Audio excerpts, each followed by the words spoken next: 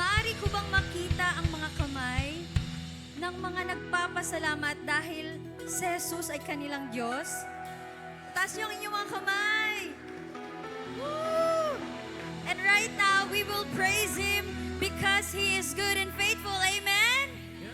Come on, let's clap our hands for Jesus. Woo!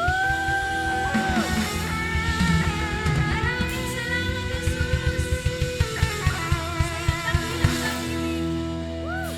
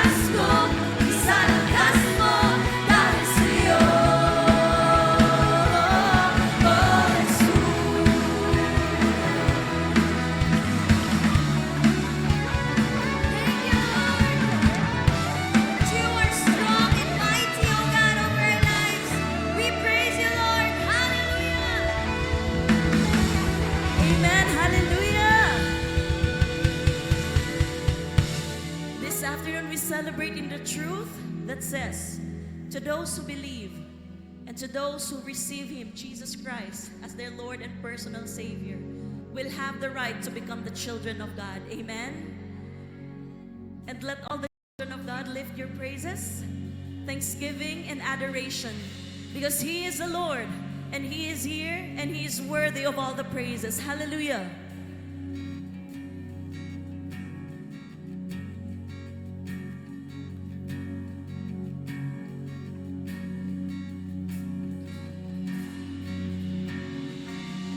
Who am I that the highest would welcome me? I was lost, but He brought me in. Oh, His love for me. Oh, His love for me. Who the Son sets free, oh, is free indeed. I'm a child of God. Yes, I am. Free at last, He has ransomed. His grace runs deep. While I was a slave to sin, Jesus died for me. Yes, He died for me. Who the Son sets free, oh, is free indeed.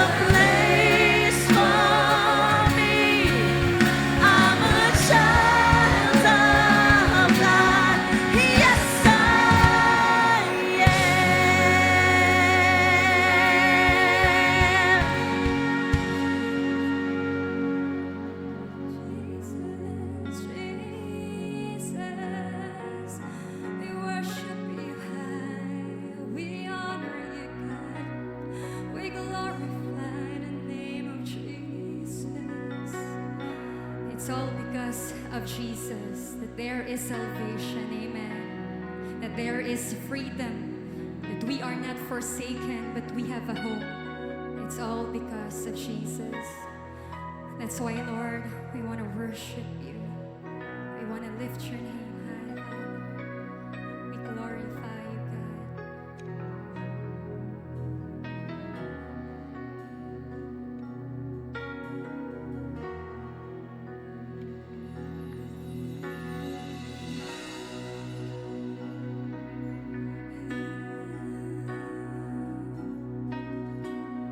Because of you, I was born again.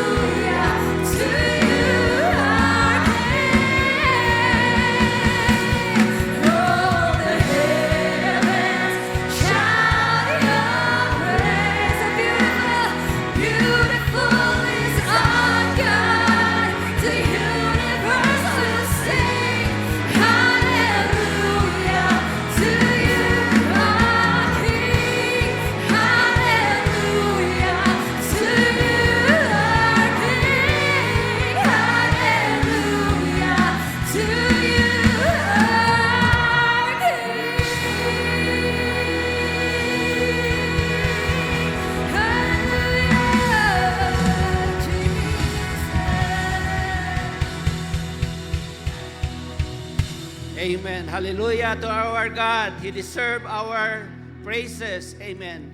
Let us pray. Father God, thank you for loving us. Thank you, Father, that you are our Father and you care for your children. Salamat, Lord. At nandito naman kami ngayon, O God, to praise and worship you. We pray, God, that our hearts are ready every time we listen to your word. At Lord, tulungan mo kami na magiging faithful at obedient sa mga words na aming natatanggap araw-araw at tuwing Sunday, Panginoon. Salamat, Lord, sa mga first-timers. Lord, aming mga mahal sa buhay na aming na-invite this afternoon, Father God. And Lord, thank you for your faithfulness sa aming mga trabaho, sa aming mga pamilya, sa aming mga estudyante, O God. You are forming us. Pinoproseso mo, Lord, ang aming mga buhay patungo sa tagumpay na prepare mo sa iyo para sa iyong mga anak. Lord God, we continue to pray for our country. You know everything, Lord. Bless our country, Lord, our city, Lord, our communities, O God. Lord, we bless you and we love you. And thank you for molding our character to a character, Lord, that will give glory to your holy name. In Jesus' name we pray. Amen and amen. Palakpakan natin si Lord. Good. Welcome po sa lahat. Glory to God. Full house talaga, no? I hope meron kayong mga upuan. Mga ushers, tulungan nyo ang ating mga palangga. Ang ating mga kapatid, no? Marami pong bakante sa may gitna, no? Mga in-between, okay? Na-bless ba tayo sa word, sa kanta, sa ating praise and worship, no?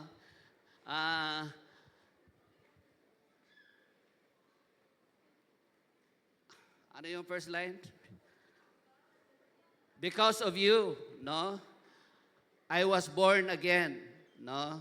Sabi ng kanta. So gusto namin maklaro, ma-explain kung ano yung born again, no? Kasi meron tayong mga misconception about born again. Ang born again po ay hindi denomination, hindi siya religion, no? It is what happens when we receive Jesus Christ as our Lord and personal Savior. We are born again in the Spirit of God. The Holy Spirit will live inside of us and we become God's children at mayroon pong mangyayari sa ating mga buhay. Is that amen? So, it is an experience for everyone who have a real relationship with the Lord. Yun po ang born again, okay? So, welcome sa lahat. No? Sabihan mo yung katabi, I'm happy na katabi tayo ngayon. Siya rin ba yung katabi mo last Sunday? Amen. So last Sunday, our word was about, ma-remember nyo pa? It is about present and future blessing. Di ba? Present.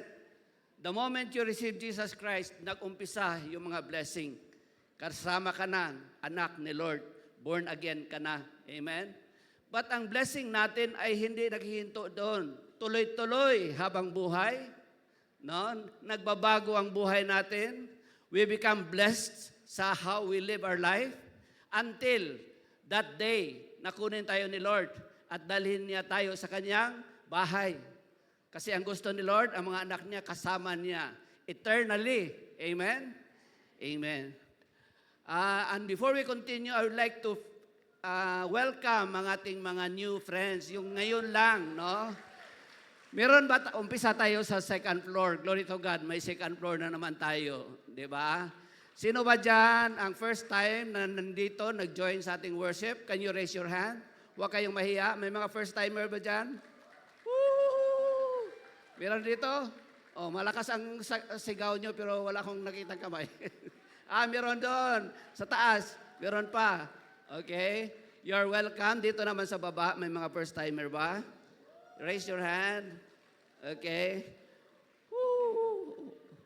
And meron, nandun, no? So, glory to God, most of us are regular timers. At salamat kay Lord, once again, ngayon, dahil ang ilaw na sa taas na, nakikita ko na yung mga mukha niyo. No, kahit 69 years old, klaro na ang mata. Okay. Meron tayong bagong series this month of August. It is about walking with God, no?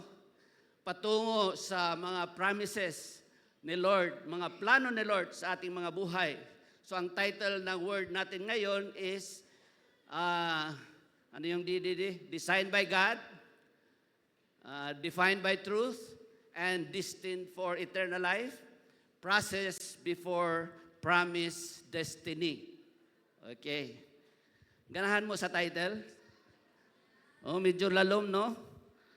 Okay, grabe ang nag-invento ani nga title. Process before promise destiny. Okay, so ibig sabihin, bago tayo dalhin ni Lord sa promise destiny, na mga anak tayo niya, merong proseso. Dadaan tayo sa isang process, no? May due process ng nagagawin ni Lord. At minsan, the process is not comfortable. Okay, may challenging times.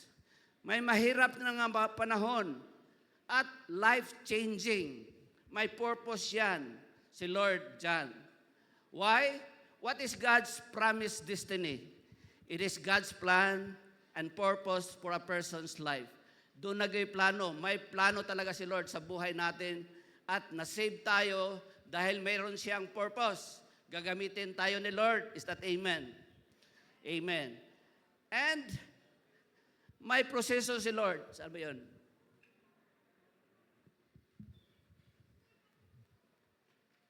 Okay. Sabi nga ni Lord sa 1 Corinthians chapter 2 verse 9, sabi niya, no eye has seen, no ear has heard, and no mind has imagined what God has prepared for those who love Him. So hindi natin ma-imagine talaga ang lahat na bagay na plano ni Lord sa ating mga buhay at ano ang purpose niya. Hindi natin ma-imagine lahat. Amen? Lahat tayo may pangarap. May pangarap pa kayo? Okay? Lahat tayo, meron tayong pinaghawakan, pinapaniwalaan na mga pangako galing kay Lord. Ang tanong, handa ka ba sa proseso bago marating ang pangako ni Lord? Amen? May proseso. Theologically, merong big word dito, yung word na progressive sanctification. After tayo nag-justify ni Lord, He died for us, He justified our sins, okay? Dadaan tayo sa isang progressive sanctification, meaning it is a habang buhay na proseso. Every day, araw-araw, sa ating paglalakad as anak ni Lord, no? Gusto ni Lord mag-grow tayo spiritually sa ating relationship sa Kanya. Example, Moses. Bago siya ginamit ni Lord, si Moses, dumaan siya ng nagiging shepherd for 40 years. Di ba? Bago siya tinawag, ginamit ni Lord to lead His own people out of Egypt. Di ba? May proseso si Lord. At another person is Joseph. He was betrayed by his own family, brothers pala. No? Binintas siya. But at the end of the day, it was a processing time. May ginawa si Lord sa buhay ni Joseph dahil gagamitin siya ni Lord. Nagiging governor of Egypt. At because of him, na-save yung kanyang mga pamilya at mga kaibigan, mga Jews, mga Israelites. Amen. So may proseso si Lord. Okay? They are being prepared by God to do an important assignment in life. Dito din sa ating ministry, may ginagawa tayong proseso. Equipping para ma-prepare tayo for ministry. Di ba? Meron tayong tinatawag na Soy-Nil, starting up your new life with Christ. Then after that, dumadaan tayo sa life class, proseso. Diba? Hanggang maka-encounter tayo. Then after the encounter, we are being encouraged. Today, nag-umpisa na naman yung ating SOL 1, 2, and 3. Amen? Palakpakan natin si Lord. Diba? Mga proseso yan in this ministry to equip us, to prepare us, dahil mayroong ipapagawa si Lord sa lahat ng kanyang mga anak. Amen? So sabihin natin, process before promise, promise destiny. Okay?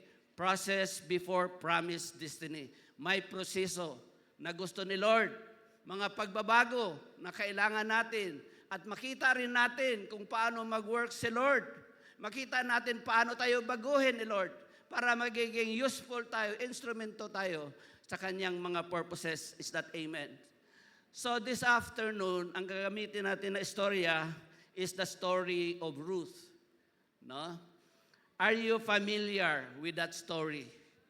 It is in the New Testament. Joke lang. Sa Old pala. No?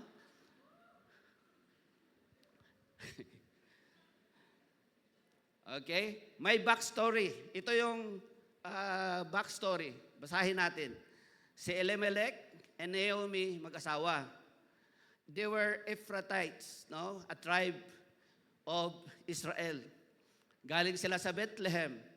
Pero dahil nagkaroon ng famine doon sa Judah, lumipat sila sa Moab. No, it is a city, pero it is not a Jewish community. It is a pagan community. The Moabites, no? And then nagkaroon sila ng dalawang anak, si Malon lang pala, si Malon at sa Skilion. Nag-asawa sila ng mga Moabite women, Ruth and Orpha. In the course of time, Naomi's husband, si Elimelech, di ba? At yung dalawa niyang anak namatay. So, balo na si Naomi. Now, nag-decide siya na bumalik sa Bethlehem.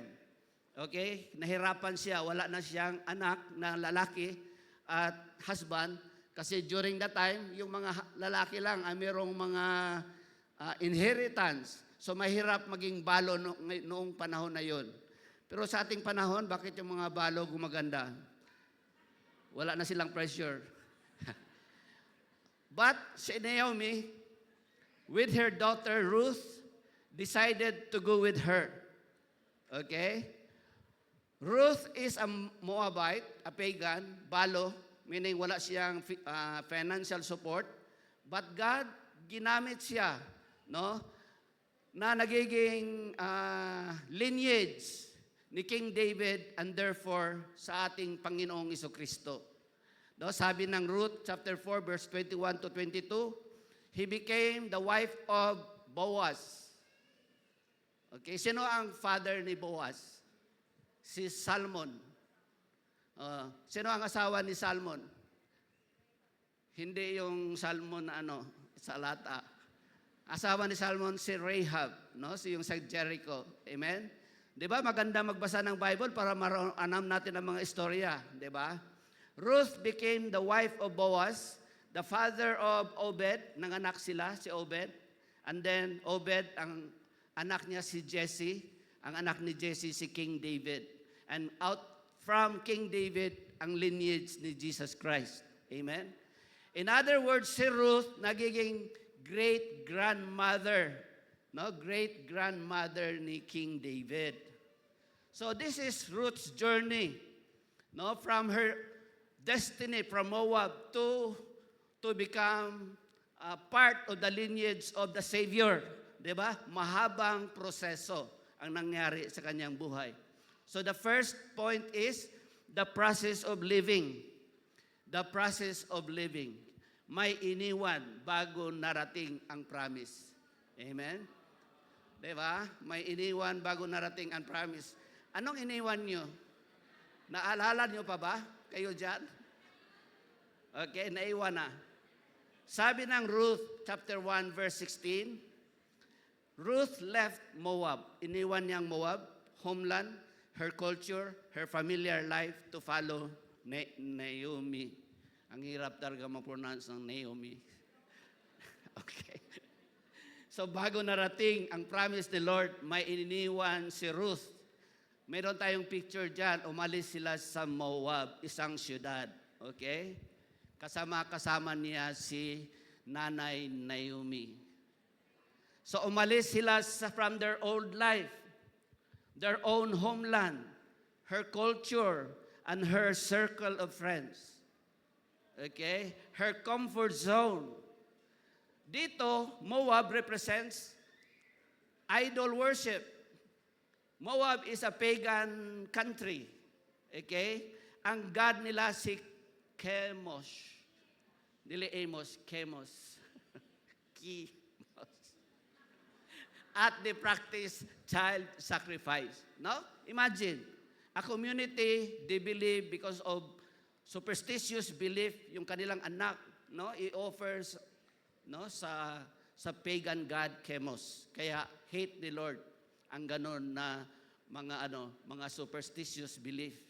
And then they were engaged with worldly values. We can imagine that. At ang kanilang lifestyle talagang hindi maganda. And ito nga in history, itong Moab ginamit ng enemy para to draw Israel para makasala ang Israelites, and they were punished by God because of that in Numbers 25. And then it represents the place na kailangan iwan, kailangan iwan to enter God's promise. So the truth is, minsan gusto natin gamitin ni Lord. Sino sa atin gustong gamitin ni Lord? No, gusto tayo gamitin ni Lord. Okay, but ayaw natin umalis sa mga nakasanayang mali. Can you identify in your life ano yung mga nakasanayang mali? No? Yun ang gusto ni Lord. Di ba sabi ni Lord, mag-repent tayo? As we read the Bible, meron tayong madiskubre. That meron tayong mga nakasanayang mali na kailangan maalis at baguhin sa ating mga buhay. Amen? So ano pa ang dapat mong iwan? Meron pa ba? It is a lifetime process. Walang perfect sa atin. Tuloy-tuloy yan. Kahit kami na mga tinatawag niyong pastor, hindi kami perfect. Meron kaming nadidiscovery every day that kailangan alisin sa aming mga buhay. Is that amen? So, Ruth and Naomi made a decision. Ruth made a decision. Nag-about face talaga siya. Iniwan niya ang kanyang dating buhay. And he entered a new life with God. A new life with God. At with conviction. Talagang todo ang desisyon ni Ruth. Sabi niya, your people will be my people, and your God, my God. Imagine, dati meron siyang Diyos. And then na-realize niya or naintindihan niya kung ano ang tamang Diyos. Sino ang totoong Diyos? It is the God of Israel. So she made a decision. Sabi niya, your people will be my people. Sama ako dyan. No, Mother Naomi. Sabi niya, and your God will be my God. Tinalikuran ni Ruth ang kanyang pagan god, Chemos. At pinili niya ang totoong Panginoon. Amen. So, ito ang tunay na conversion. This is the picture of true conversion. The moment tinanggap natin si Jesus Christ, hindi lang nagbago ang ating relihiyon. Okay? Hindi lang tayo nagiging born again. Hindi yan relihiyon. Nagkaroon tayo ng relationship with the Lord Jesus Christ. Kailangan natin iwanan ang ating mga old ways, mga worldly priorities, and enters a new life with God. Amen. Ano ang iniwan mo to follow or obey the Lord? Amen. So the first process na pagdaanan natin is may iwanan ka. No? Sabihan mo yung katabi mo, may iwanan ka. At marami pa na dapat iwan. Is that amen? It is a process. Hindi pa tapos yun. Hindi pa tapos. It is a process, a lifetime process. A lifetime process of identifying kung ano yung mga bagay na kailangan natin iwan. Is that amen? The second is the process of labor. Labor. Pagdating ni Ruth doon sa Bethlehem, hindi siya umupo at nagpahinga at naghintay ng ayuda. Okay? Or akap. Hindi niya sinabi na, bahala ka na Lord, tinanggap na kita. Ikaw na ang mag-bless sa akin. Or sabihin, saan ang blessing mo Lord? Bakit ngayon na sumusunod ako sa iyo? Bakit ako naghihirap? No? Gina-blame pa si Lord. No? Saan ang blessing ko? No? Si Ruth, ang example niya, tumayo siya at anong ginawa niya? Nagtrabaho. No? You have a picture there? Yan, nagtrabaho. Simple job, ordinary job. Di ba? Hindi minaliit ni Ruth ang maliit na assignment na bigay ni Lord. Amen? The process of labor. Hindi minaliit ni Lord. Minsan tayo, maliit na umpisa, ayaw natin kasi masyadong mababa sa tingin natin. But Ruth, he was so humble to accept yung maliit na assignment na bigay ni Lord sa kanya. Di ba? Sabi ng Ruth chapter 2 verse 2, one day Ruth said to Naomi, let me go out into the field to gather leftover grain behind anyone who will let me do it. And Naomi said, all right, my daughter, go ahead. So Ruth went out to gather grain behind the harvesters, and as it happened, she found herself working in the field that belonged to Boaz. So himayin natin, A, Ruth took the initiative to work. Di ba? Nag-initiate talaga siya. Sabi niya, let me go to the fields. Hindi siya inutusan ni Naomi or hindi siya pinilit, kusang nag-volunteer, magtrabaho. Di ba? Pangalawa, he has or she has a humble heart to start small. Hindi siya nahiya sa maliit na assignment kahit lumaki siya sa Moab City.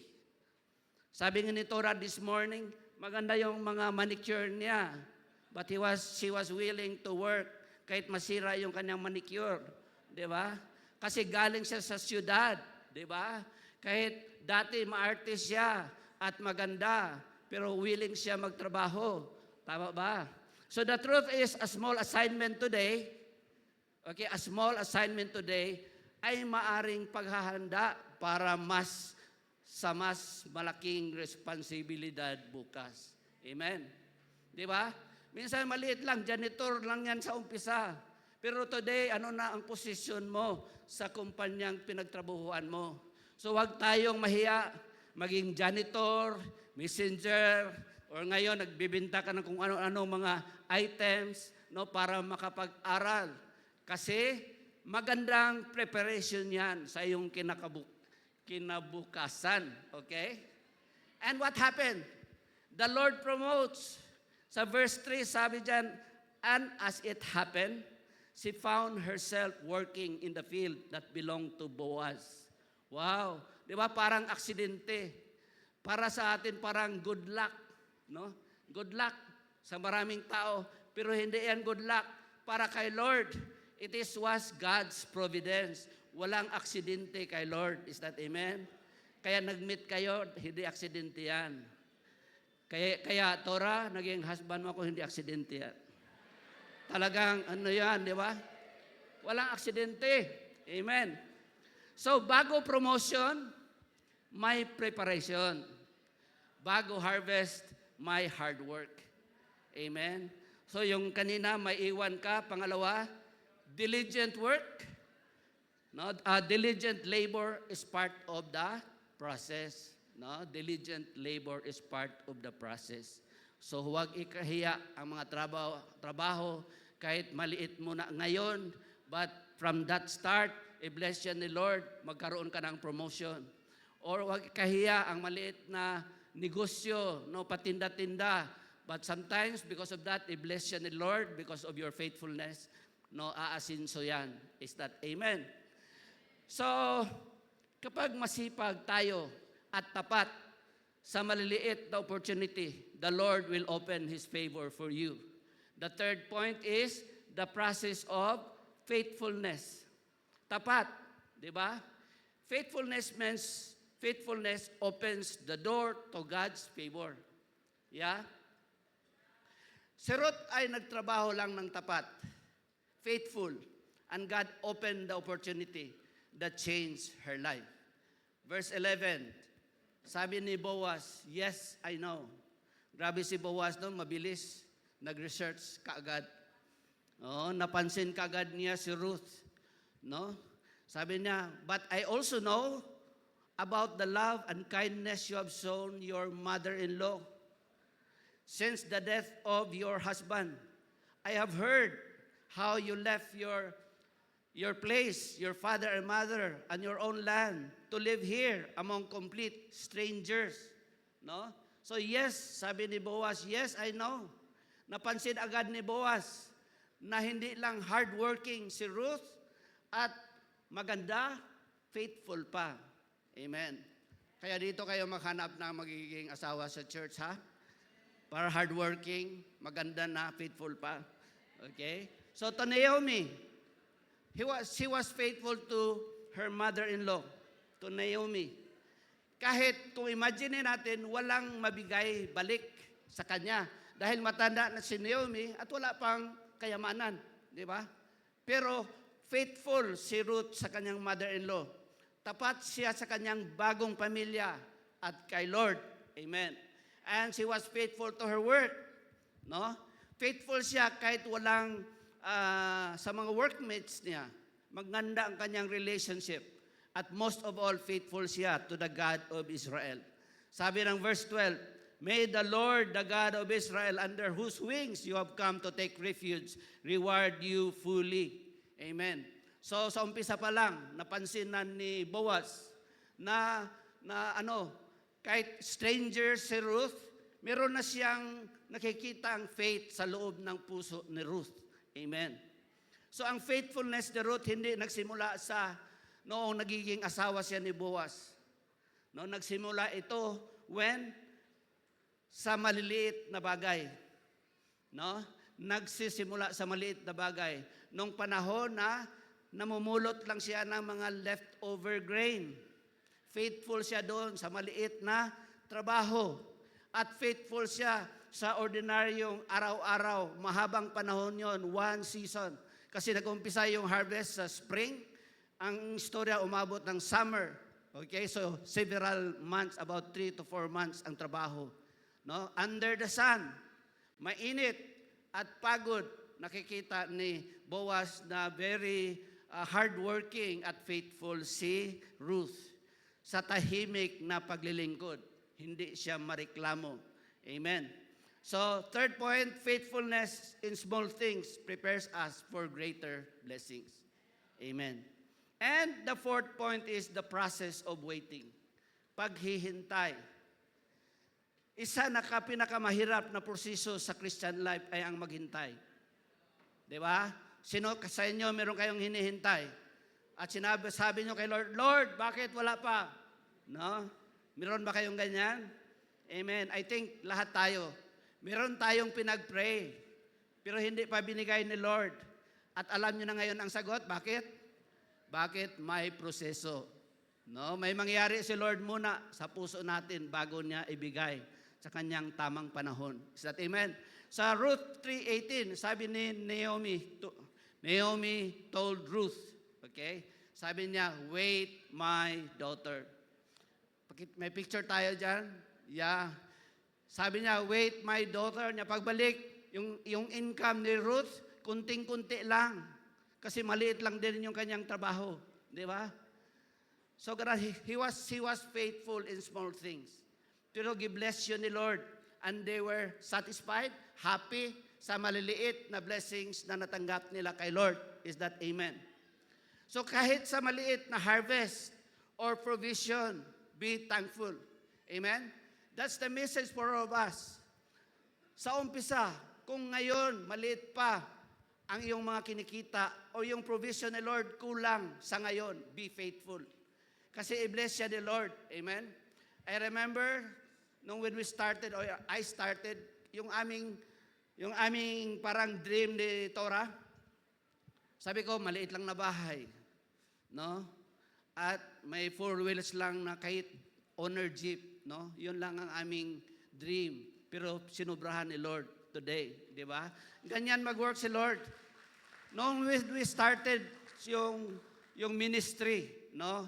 19 years ago sa Morales, sabi namin, kasi 30, 50 kami at the time, when we build yung Morales na facility, sabi namin sa aming dalawa, Lord, kung mayroon kami mga 200 members, happy na kami. Kasi from 50 or 30, maging 200, malaki na yon. Di ba? Malaki na yon, but anong ginawa ni Lord? Sobra-sobra. When we are faithful in small things, God will bless. And the blessings of God is always overwhelming, overflowing. Amen. Amen. Many people are willing to work, but few, konti lang, are willing to wait. Amen. Si Naomi, hindi niya sinabihan si Ruth na, Ruth, magsikap ka, work harder, or smarter. Huwag kang kontento sa maliit na bagay, sa ganyang trabaho. Di ba? Hindi sinabi ni Naomi yan. Okay? Sabi lang ni Naomi kay Ruth, wait. Okay? Si Naomi is a picture of a leader, a spiritual leader. Di ba? Kailangan din tayo minsan makinig, hindi minsan, kailangan tayo makinig sa ating mga leaders. Diba? In ministry, meron tayong mga life group leaders na nauna sa atin, meron silang sasabihin, importante rin ang kanilang sasabihin na i-honor natin sila, i-obey natin sila kasi ang mga sinasabi nila para sa ating kabutihan. Amen. Si Naomi, leader siya because she is more familiar with the culture of the Israelites, of the Jewish people. And of course, because of advance in years, mas marami na siyang experience na pinagdaanan. Dumaan na siya ng famine, dumaan na siya ng prosperity, dumaan na rin siya na mayroong nawalang minamahal sa buhay. So marami na siyang na-experience. And because of that, she gained wisdom from that experience. Kaya as a leader, na-bless si Ruth kasi nakinig siya sa kanyang mother-in-law. Many of us know how to work, but few are willing to wait. Tinood na? We want instant gratification and quick solutions. Diba? Very common yan in this generation dahil marami ng instant food, instant noodles. At ayaw na nating yung mga bata, ayaw nang maghintay. Pag nawala ang internet, mag-wild na. Di ba? May mga panahon na ang gusto ni Lord ay hindi striving, but trusting by waiting. Sabi nga na Isaiah 40:31, but those who wait on the Lord will find new strength in waiting. Magkaroon tayo ng spiritual wisdom while waiting. Mapag-isip tayo, di ba? Maisip natin kung ano talaga ang direksyon na gustong ipagawa ni Lord sa atin. There is strength in waiting. At sabi ni Lord, they will run and not grow weary, and they will walk and not faint. Natuto ba tayong maghintay? Mag-trust kay Lord? Waiting is trusting God's timing. Amen? At while waiting, ito yung mangyayari. Lumalalim ang faith. Natutong maging patient. Tama? To depend on God. And along the way, God is changing or forming our character. Meron tayong famous story about the Chinese bamboo. Meron tayong picture. Merong variety na Chinese bamboo na pag tinanim mo, for 4 to 5 years, wala kang makitang tumutubo. At minsan iniisip mo na after 4 to 5 years, walang tumubo, baka patay na. But alam nyo ba, this Chinese bamboo variety, once may lumabas na ang tawag dyan, may makita kang may lumabas sa lupa, it will grow to 80 to 90 feet in 5 weeks. Only a month, 80 to 90 feet. Akala mo walang nangyayari. Mayroon pa lang nangyayari, hindi mo lang napapansin dahil wala kang nakikita. Sabi natin minsan, Lord, ang tagal maghintay. Hindi natin alam or na-realize na pinapalalim lang ni Lord ang ating spiritual roots. Diba? Or sa ating disciple, or sa ating parents, pinalalim lang ni Lord sa tamang panahon. Parang itong Chinese bamboo, mabilis mangyari ang o mangyari yung mga bunga. The breakthrough sa tamang panahon. Merong illustration, yung picture, this one. Merong picture na tao naghanap ng treasure. So, araw-araw, digging every day. Kasi naniwala siya pero numating ang time, napagod siya. Hindi niya na-realize na ganyan, 1 foot na lang pala, treasure na. Pero nag-stop siya. Di ba? Minsan, nangyayari din sa atin yan. Hindi man siguro gold, but minsan dahil nag-stop tayo, hindi natin na gi-prepare na pala ni Lord ang kanyang breakthrough na gi-promise para sa atin. Amen? So ang taong marunong maghintay sa Diyos ay hindi mabigo. Dahil si Lord ay laging tapat sa kanyang pangako. Amen? Amen. Si Lord ay laging tapat sa kanyang pangako. Because we are children of God, may plano si Lord. Gagawin at hindi siya mag-fail sa kanyang mga pangako. Amen. And finally, ano yung mga proseso? Meron tayong iwan. Pangalawa, process of labor, trabahuin natin. Then pangatlo, be faithful at maghintay until the time na magkaroon tayo ng destiny. Ang pinakakahintay. So para kay Ruth, the destiny from loss of a husband to the destiny of a legacy. Okay? Hindi lang siya nakapag-asawa, nagkaroon ng magandang buhay, but nagkaroon siya ng she is able to live a godly legacy to the next generation. So, Ruth 4:13-17. Ruth married Boaz and became the mother of Obed, and Obed became the grandfather of King David, and Ruth, a Moabite widow, became part of the lineage of Jesus Christ. Amen. So, God's process always leads to God's promise. And God's promise leads to God's destiny. Amen? At ito ang reminder sa ating lahat, it will not happen overnight. Diba? May proseso si Lord sa ating mga buhay. So ito yung flow. Flow. Okay? Pakita mo yung flow. The flow, parang ganyan. Umpisa, meron tayong mangyaring masakit. A period of loss in this story, naging widow si Ruth, di ba? And then, iniwanan niya ang kanyang dating buhay, her old life. And then, she was humble enough to work, no? Kahit simple work lang, tagapulot lang ng mga harvest grain. And then, labor, then she was faithful. Season of faithfulness for several months. Simple job, simple work, but she was faithful. And then she waited for the right time. Hindi siya nag-rush into. Hindi niya inakit si Boaz. Hindi niya gumawa ng paraan para ibigin. Di ba? But everything that happened are all part of the process towards her destiny. So, i-explain ko lang itong very simple concept na nangyayari dito, no? Yung tawag na kinsman redeemer or redeemer relative. Sa batas ng Israel, sa batas ng Israel, no, naging batas sa Israel ito, pero itong batas na ito galing kay Lord, binigay sa Israel para sundin nila.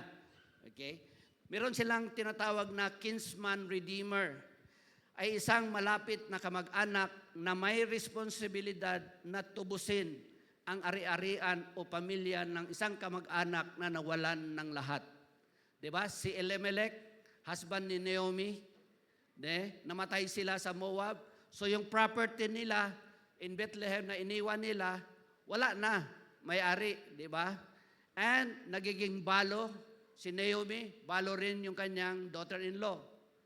Wala na silang kabuhayan dahil ang mga babae during their time, sa kanilang culture, is walang inheritance. Di ba? At ito ang concept. Si Boaz was a relative of Elimelech, husband of Naomi. So he was qualified to be kinsman redeemer to Naomi and Ruth. Okay? This simple story is a picture of the Christian life. No? It is a picture of a Christian life. Application, ganito rin tayo. Ganito rin si Jesus para sa atin. Si Jesus ang ating kinsman redeemer. No? Number 1, naging tao siya. He became one of us, a kinsman. Di ba? A kinsman. He became one of us to mankind. That is found in Hebrews chapter 2, verse 14. Second, Jesus willingly redeemed us. Walang pumilit sa Kanya. Willingly. Sa John 10:18, sabi dyan, no one takes my life. I lay it down on my own accord. Okay. Pinatay siya ng mga Romans, pero it was allowed by God. It was a willing. It is the part of the plan of God.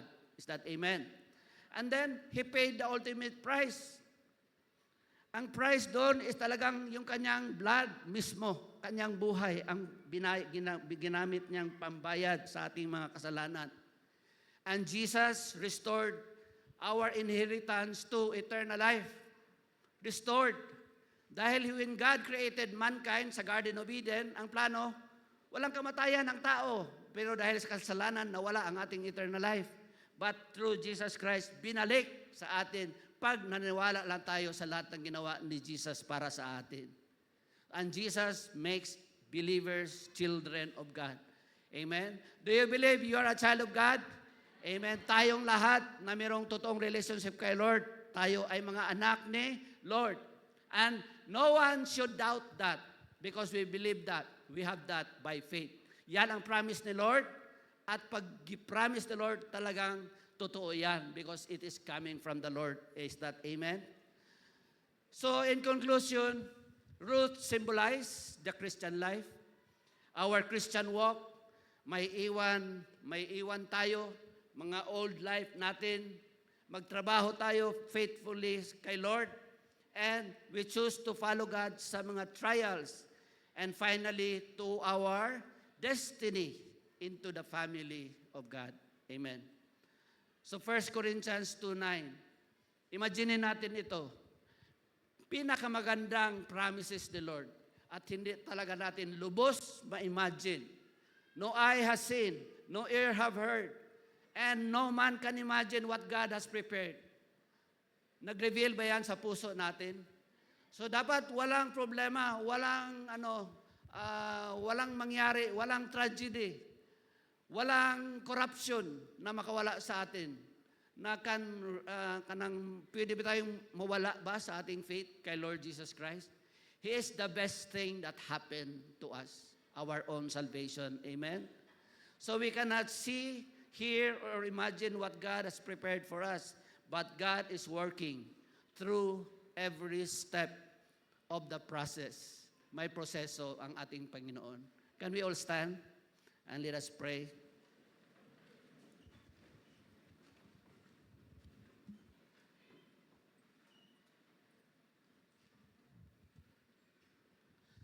Kumusta kapatid? Kumusta ang buhay mo ngayon? Saan ka ba na parte sa buhay mo? Are you in a period na may loss, may nawala, masakit, may nawala sa iyo, maybe trabaho, maybe a loved one, di ba? May mangyayaring ganito, but are you in the process of labor? Nahihirapan ka sa trabaho, no? Maliit ang sweldo, no? Mataas ang presyo ng binibili, no? Kulang ang increase ng mga salaries, or sa panahon ka ba na you are in a period of waiting, meron kang hinihintay hanggang ngayon, hindi pa sinagot ni Lord. Amen. Let's bow our heads. Father God, salamat sa reminder mo na bago mangyari ang mga promises mo para sa amin, may proseso ka. Tanggap namin, Lord, that we are going through a process. This is part, Lord, of your sanctification process for us. At bago mangyari ang destiny, Lord, ang iyong mga promises, may mga pagsubok na aming pagdaanan. Lord God, give us wisdom na iwan ang mga hindi maganda sa aming mga buhay.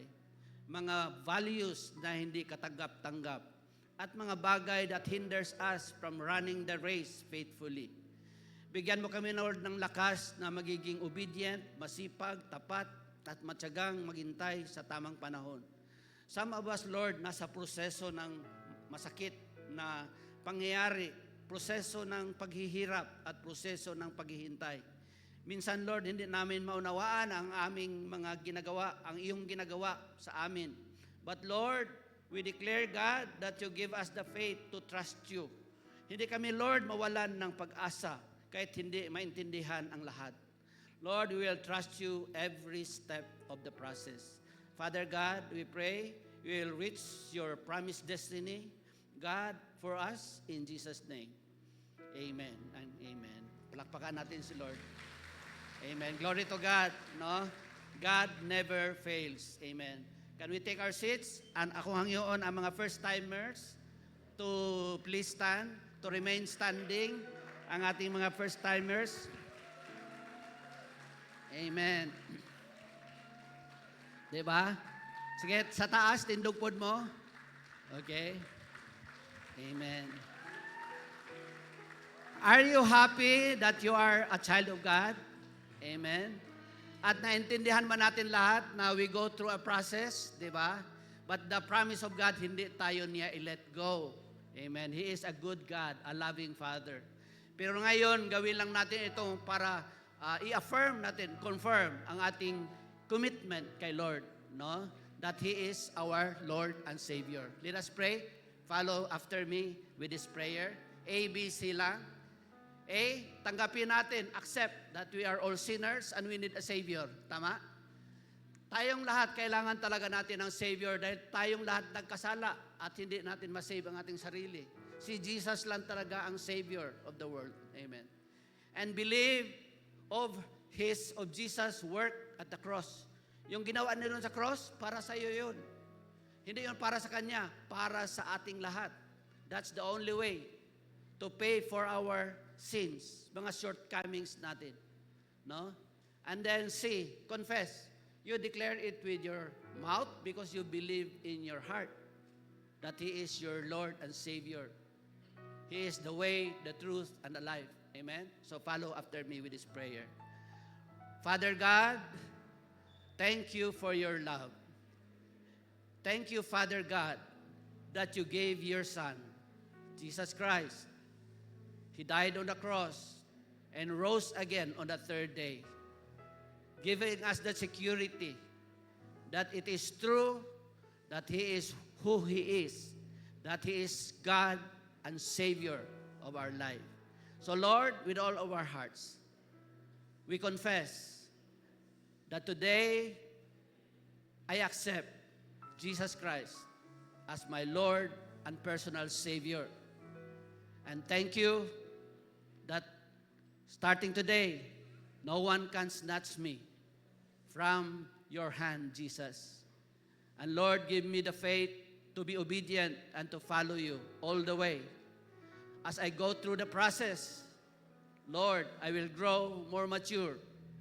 I will grow in faith. And you will be honored and glorified with my life. So thank you, Jesus, and thank you for the presence of the Holy Spirit inside me. Today, I am born again. In Jesus' name, amen. Amen. Palakpakan natin si Lord. Glory to God.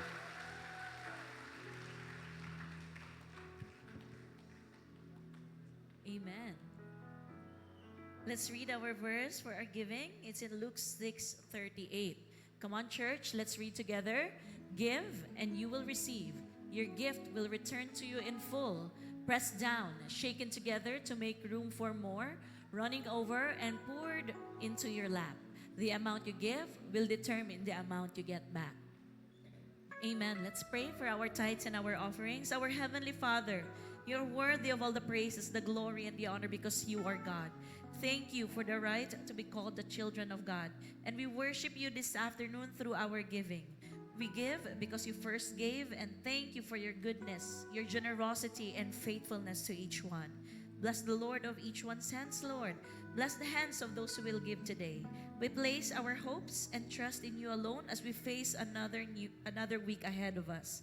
May this be used to reach out for more souls for you, Lord, and may this be used for the expansion of your kingdom. Be magnified and glorified in our giving. In Jesus' mighty name we pray. Amen. Come on, church, let's give. Good afternoon and welcome to Christian Church Fellowship International. Welcome especially to our new friends. Here are our announcements. Take note of our Sunday service schedule. We have 10 a.m., 2 p.m., and 5:30 p.m.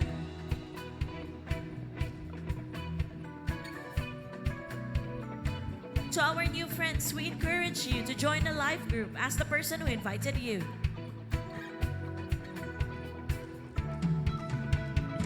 Stay connected on our social media account at CCFI Jensen for more announcements and updates. Join us on a John Prayer meetings. It is every first Saturday of every month, 5 a.m.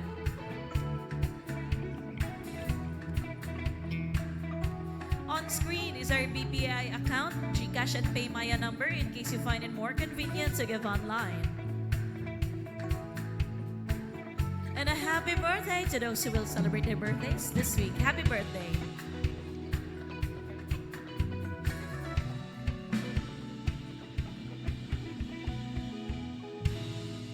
Amen. Can we all stand? As we close, unsay nabutang ni Lord sa inyong mga kasing-kasing.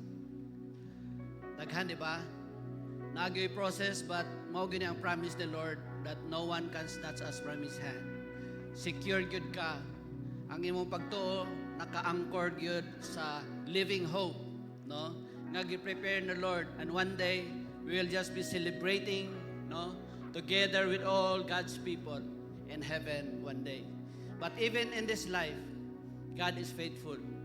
God will not allow you to go astray. No, siguro magbakasyon man kadali, pero mabalik yun ka. Because si Lord ang nagahawak sa atua sa iyang mga kamot. It is not you holding to God. It is God holding on to you. And God will not let you go. Amen? Let us pray. Father God, thank you for that assurance, Father. Thank you, God, for your love for us. Father, we celebrate this salvation that we have through our Lord Jesus Christ. And thank you for the promises, God, that we are yours and we are yours forever. Can we raise our hands to the Father? And now unto Him who is able to keep us from falling, to present us faultless before the presence of His glory. To the only wise God, our Savior, be glory, majesty, dominion, and power, now and forevermore. Through Jesus Christ our Lord. And God's people say, Amen and amen.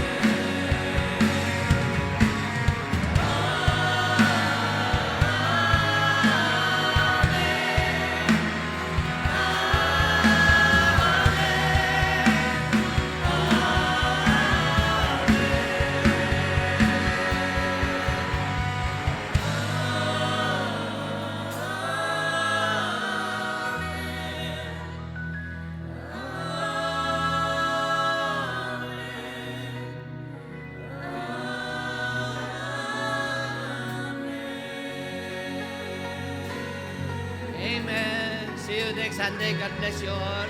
Have a blessed week ahead of you. See you next Sunday.